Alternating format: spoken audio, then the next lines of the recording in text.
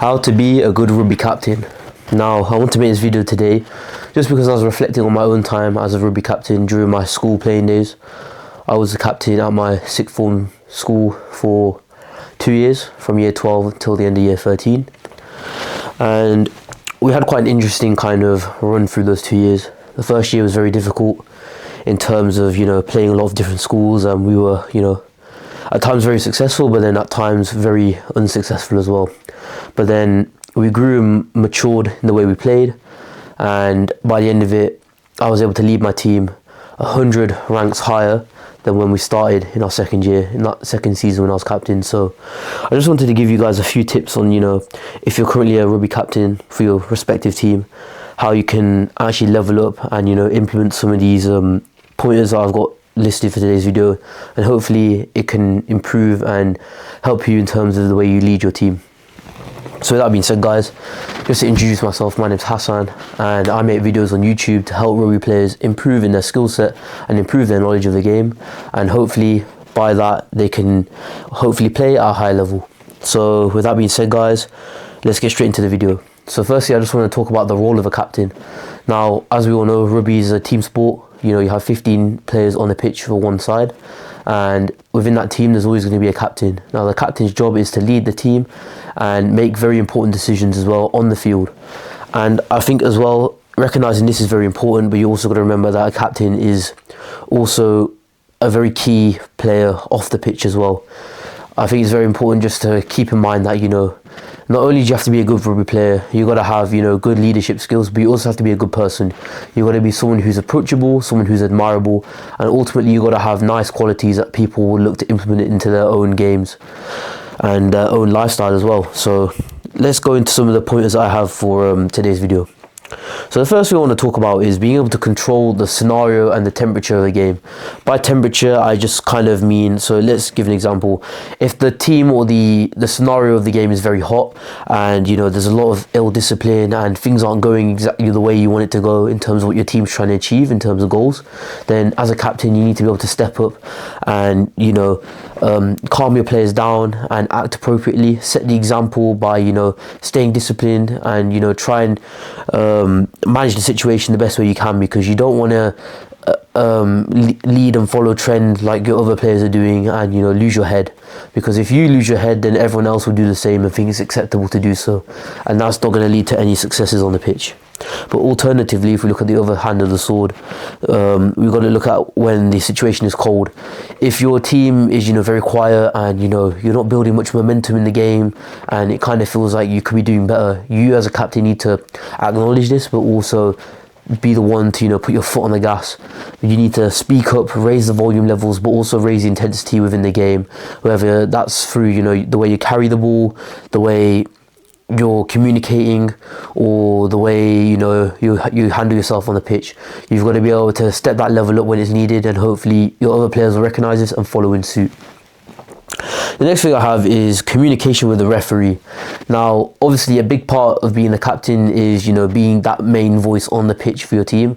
And when it comes to referees, a lot of referees don't like to have all the players shouting at them at the same time. They know that they're there to do a job and they want to do their job. So as a captain, you got to make sure that your team and your side is allowing the referee to do their job. You want to make sure that, the referee is like a partner to you, not an enemy.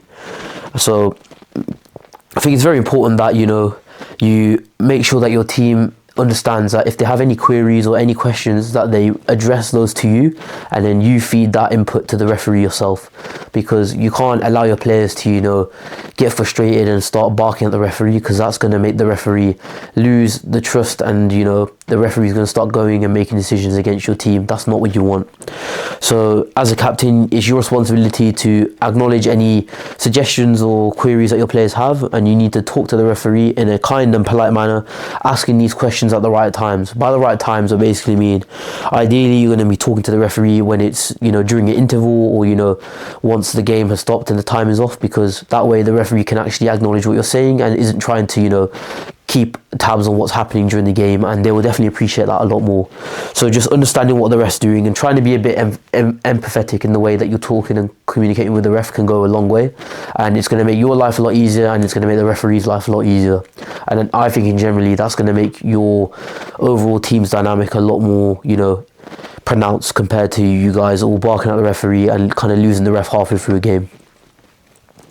The next thing, which I think is kind of underrated and underseen by a lot of captains, is making decisions. Now, obviously, you've got typical decisions like, for example, when you got to toss up the coin at the start of a game. You know, you're going to choose whether you want to kick or receive the ball first, and which direction you're going to play. That definitely has an influence in the game, but not as much as compared to making decisions, for example, during penalties. Now, excuse me. When you have a penalty given to your team, you have a series of options of what you can do. You know, you can look to kick the ball into touch and have a line out. You can look to take a scrum, and you can also look to, you know, kick the ball through the posts for points. And you can also tap and go as well. That's another option. But the real important thing is to understand, number one, what you should be doing, and number two, when you should be doing it. Now, this all comes down to the scenario of the game. Now, if it's early on in the game, you know, you're 0 to 20 minutes into the game, you know, the first quarter of the game, I think it's not a bad option at all to look to just go for points. You know, build up your early lead and apply pressure to the opposition, and by keeping the scoreboard ticking regularly, that's a very good way of doing that. But then if you are losing marginally, let's say anywhere between 3 to 5 points, your team's running out of time, you're going to need to look to kick to the corner in most instances, because ideally you're going to need to score a try to, you know what, level the game off, and then ideally convert that try as well to take the lead. So definitely, if you're losing by only a few points and, you know, the time is ticking against you, look to kick for the corner every time. But then another thing is as well, if you've got a big lead, let's say you've got 20 points on the opposition, you want to look to potentially, depending on the situation or the scenario of the game, look to drag out the time, you know, because it may depend on the situation, but maybe a scrum might be the ideal way to kill time and, you know, let that clock run down. So as a captain, you need to recognize what the best decision to make depending on the scenario is, and I think this definitely comes with experience, but just making sure that you're aware of the game situation and being able to make the correct decision, not only for yourself but also for your whole team's interest of achieving your goal, which is obviously going to be to win the game. And then the final point that I have written down is, you need to be, as a captain, you need to be the player who's playing the best when your team are at their worst. Now, this is a very cliche thing to say, but I think it does speak volumes, because if you look at some of the best players in the world and the best captains as well, the best leaders, they're always the ones who are always going to be stepping up and raising their hand to put in the extra work and, you know, do the nitty-gritty stuff when other people aren't looking to do it. You know, you got to be able to be the one who does the hard work, get into those ropes, get into those you know, really dominant tackles. You know, you got to get your hands a bit dirty sometimes, just to, you know, even if it's not successful in terms of the result of your team, it just shows character, and hopefully that can rub off into your teammates, whether that's in the game or, you know, when players reflect on the game. You want to be the one who's standing out for the right reasons, and that's what makes a good captain. You know, you got to be putting in the work even when other people don't want to, and that's probably one of the downsides of being a captain and being a good leader.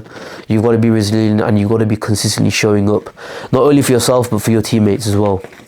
So that kind of rounds off today's video in terms of how you can improve as a rugby captain.